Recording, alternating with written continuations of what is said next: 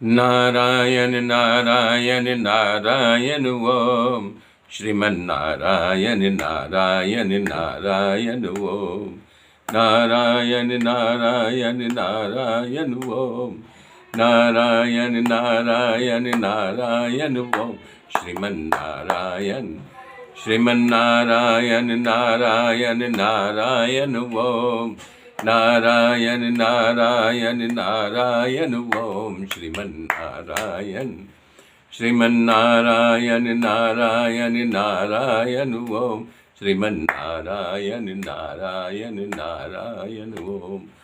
ओम नमो भगवते वासुदेवाय। ओम परमात्मने नमः। मेरे मित्रों, कल विदुर जी ने प्रश्न किया था मैत्रेय जी से कि भगवान ने शूकर बराह अवतार क्यों लिया था, और लिया था तो उसमें हिरण्याक्ष से द्वेष क्यों हुआ।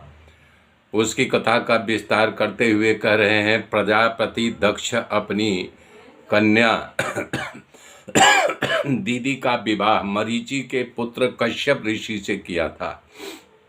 यद्यप दोनों सुखी और संपन्न थे, परंतु एक दिन कश्यप जी संध्या बंदन करके यज्ञ कुंड में हवन की आहुति दे रहे थे। तभी दीति सज धज करके श्रृंगार करके कश्यप ऋषि के पास आती है और कहती है कि हे प्राणनाथ, हे विद्वान, मेरी बात सुनो।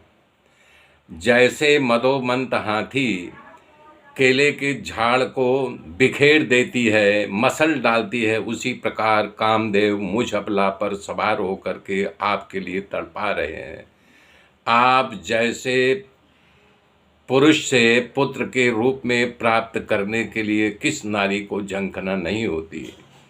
हे महाराज, उठो, इस समय मैं आपके लिए तड़प रही हूँ, काम मुझ पर हावी है, सब छोड़ करके मेरी मनोकामना को पूर्ण करो।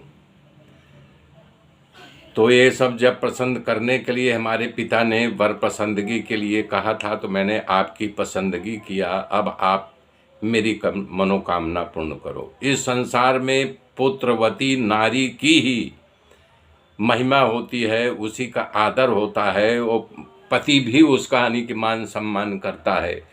इसलिए आप हमारे अंदर प्रगति काम इच्छा को पूर्ण करो। आप जैसे महापुरुष के पास दीन दुखी अपना स्वार्थ सिद्ध करने के लिए आते हैं, तो हम भी इस समय दीन बन करके याचना कर रही। पुत्रवती नारी की ही महिमा होती है, उसी का आदर होता है, वो पति भी उसका यानी कि मान सम्मान करता है। इसलिए आप हमारे अंदर प्रगति काम इच्छा को पूर्ण करो। आप जैसे महापुरुष के पास दीन दुखी अपना स्वार्थ सिद्ध करने के लिए आते हैं, तो हम भी इस समय दीन बन करके याचना कर रही हूँ, हमारा भी स्वार्थ सिद्ध करो। तब कश्यप जी उसको समझाते हुए कहा कि भीरू, तुम्हारी मनोकामना अवश्य पूर्ण होगी, क्योंकि इस संसार में अगर कामना गृहस्थ आश्रम में पूर्ण करता है तो वो जो है गृहस्थ आश्रम ही पुष्ट पूर्ण करता है। मान लीजिए पति परदेश कमाने के लिए गया है, तो अगर कोई मेहमान आ जाए तो औरत ही मान सम्मान करती है, उसका आदर सम्मान करती है। कोई साधु संत आ जाए तब भी वो नारी है, उसका मान सम्मान करती है। ये संसार सागर को पार करने के लिए गृहस्थ आश्रम सबसे बड़ा आश्रम है।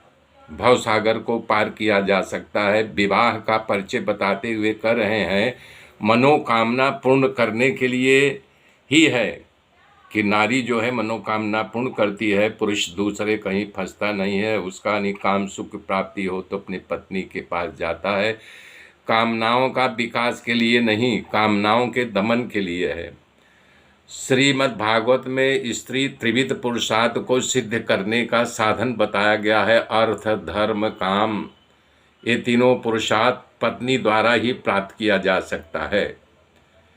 अभी जैसे बताया, पैसा कमाने अगर पति गया है तो कोई मेहमान आ जाए तो का सादर सत्कार पत्नी ही करती है न। तो अगर पति घर पे नहीं है तो पत्नी अपने सारे गृहस्थ आश्रम को संभाल लेती है। पति निश्चिंत होकर के धनोपार्जन करता रहता है। गीता में भी भगवान ने कहा, धर्मा अविरुद्धो भूतेषु कामे असि भर्तृषभ। धर्म अविरुद्ध काम मैं हूँ, भगवान ने भी गीता में कहा है। दाम्पत्य जीवन में साक्षात काम कृष्ण भगवान है।